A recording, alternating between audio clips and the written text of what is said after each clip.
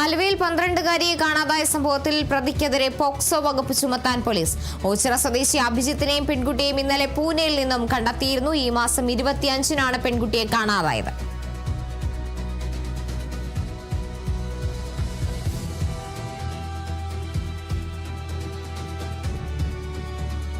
പന്ത്രണ്ടുകാരിയെ കാണാതായ സംഭവത്തിലാണ് ഇപ്പോൾ പ്രതിക്കെതിരെ പോക്സോ വകുപ്പ് ചുമത്താൻ പോലീസ് നടപടി തുടങ്ങിയിരിക്കുന്നത്. പെൺകുട്ടിയെ കാണാനില്ലെന്ന് കുടുംബം പരാതി നൽകിയതിന് പിന്നാലെ പോലീസ് നടത്തിയ അന്വേഷണത്തിലാണ് പെൺകുട്ടിയെ പൂനെയിൽ നിന്ന് കണ്ടെത്തുന്നത്. KJ ശ്രീജിത്തുണ്ട് വിവരങ്ങളുമായി. ശ്രീജിത്ത്, എന്തായാലും ഈ പെൺകുട്ടിയെ കാണാതായ സംഭവത്തിൽ ഈ ഒരു പ്രതിക്കെതിരെ പോക്സോ വകുപ്പ് അടക്കം ചുമത്താനുള്ള നടപടിയിലേക്കാണ് പോലീസ് കടക്കുന്നത്. എങ്ങനെയാണ് വിവരങ്ങൾ?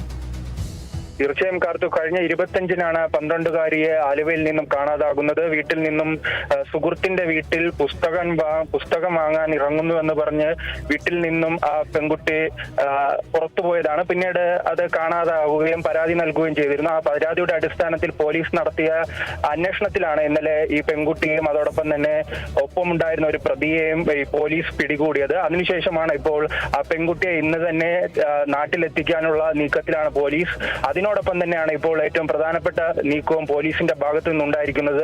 ഈ പ്രതിക്കെതിരെ പോക്സോ അടക്കമുള്ള പ്രധാനപ്പെട്ട വകുപ്പുകൾ ചുമത്തി കേസെടുക്കാനാണ് ഈ പോലീസിന്റെ തീരുമാനം. പ്രധാനമായി ഏറ്റവും പ്രധാനപ്പെട്ടത് തട്ടിക്കൊണ്ടുപോകൽ അടക്കമുള്ള വകുപ്പുകൾ ഈ പ്രതിക്കെതിരെ ചുമത്തും. കാരണം 12-കാരിയാണ്. ഈ 12-കാരിയെ പ്രണയം നടിച്ചാണ് പ്രതി ഈ പൂനെയിലേക്ക് തട്ടിക്കൊണ്ടുപോയതായി പോലീസ് പറയുന്നത്. പോലീസിന്റെ നേതൃത്വത്തിൽ 2-അംഗ സംഘമായിരുന്നു ഈ കേസുമായി ബന്ധപ്പെട്ട് അന്വേഷണം നടത്തിയത്.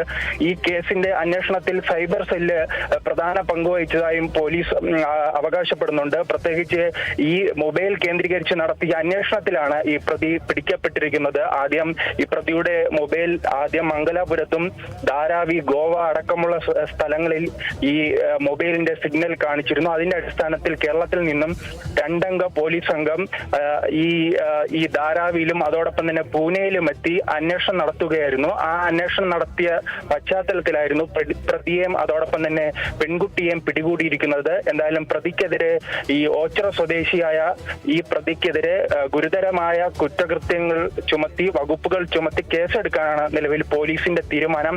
ഈ പ്രതി എറണാകുളം കേന്ദ്രീകരിച്ച് ഐസ്ക്രീം കച്ചവടം നടത്തുന്ന ഒരു വ്യക്തിയാണ്. അങ്ങനെയാണ് ഈ പെൺകുട്ടിയുമായി പരിചയപ്പെടുകയും അതിനുശേഷം ഈ പെൺകുട്ടിയെ പ്രണയം നടിച്ച് തട്ടിക്കൊണ്ടു പോകാനുള്ള ശ്രമം നടത്തുകയും പ്രതി ഇപ്പോൾ ചെയ്തിരിക്കുന്നത്. ശരി, വ്യക്തമാണ്. KJ ശ്രീജിത്താണ് വിവരങ്ങൾ നൽകിയത്.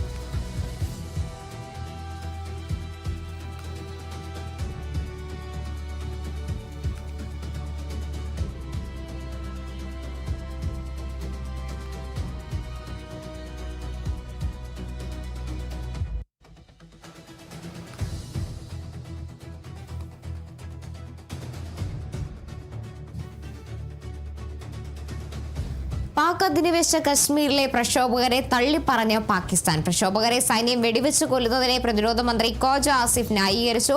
പ്രക്ഷോഭകർ ഇന്ത്യയെ പോലെ പാകിസ്ഥാന്റെ ശത്രുക്കളാണെന്നും ഖോജ ആസിഫ് പറഞ്ഞു. കഴിഞ്ഞ 2 ദിവസത്തിനിടെ മാത്രം 32 പേരാണ് വെടിവെപ്പിൽ കൊല്ലപ്പെട്ടത്. അധിനിവേശ കശ്മീരിലെ പ്രാദേശിക ഭരണകൂടത്തിൽ പിടിമുറുക്കുന്നതിന് പാക് സർക്കാർ നടത്തുന്ന ശ്രമങ്ങൾക്കെതിരെ കനത്ത പ്രക്ഷോഭമാണ് നടക്കുന്നത്. ജോയിന്റ് അവാമി ആക്ഷൻ കമ്മിറ്റിയുടെ നേതൃത്വത്തിൽ നടക്കുന്ന സമരത്തെ പാക് സൈന്യം അടിച്ചമർത്തുകയാണ്. ജൂൺ 5-ന് ആരംഭിച്ച പ്രക്ഷോഭത്തിൽ ഇതുവരെ 90 പേരാണ് കൊല്ലപ്പെട്ടത്. मेहरबानी है और मैं आज ऐसा आदमी मेरे खिलाफ बोलता है तो मोस्ट वेलकम। मुझे इस चीज़ से ना गूगर्स है ना मैं कमेंट करना नहीं जी।